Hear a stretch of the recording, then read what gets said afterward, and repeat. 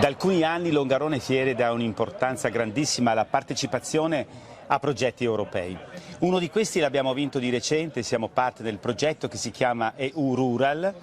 nel settore del turismo. Il turismo infatti è una delle attività importantissime da portare avanti nelle zone di montagna e la fiera si sta impegnando in questa direzione. Le attività turistiche non sono attività delocalizzabili, creano posti di lavoro stabili, l'importante è che la gente venga, che i turisti arrivino e che siano quindi attirati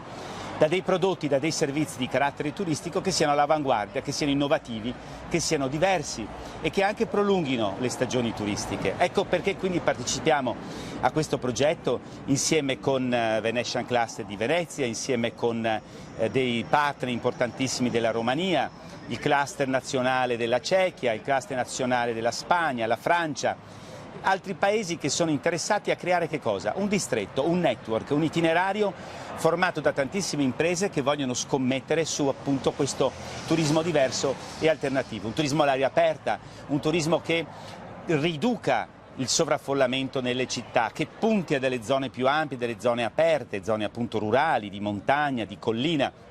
zone dove si possa godere da una parte dell'ambiente, dall'altra parte della grande cultura che molti di questi territori possono offrire e dall'altra parte anche di tutto l'aspetto enogastronomico che vuol dire benessere, vuol dire stare bene. Tutto questo con l'obiettivo di arrivare poi ad un bando di gara che in primavera, verso febbraio-marzo, aprirà la possibilità alle nostre imprese che vogliono anche investire in questo nuovo modo di fare turismo, offrirà la possibilità di avere aiuto consulenze ma anche finanziamenti per ogni impresa piccola. Ogni impresa potrà avere fino quindi a 5.000 euro di finanziamento. Queste informazioni le avremo più avanti, saremo più dettagliati. In questo momento si sta organizzando il network, tutta la relazione fra partner in modo tale da scambiare anche le migliori pratiche, quelle che si chiamano le cosiddette best practice. Quindi un progetto che vuole creare posti di lavoro, andare contro lo spopolamento, soprattutto delle aree di montagna e permettere appunto che nasca un distretto interessantissimo di piccole e medie imprese nel settore del turismo rurale.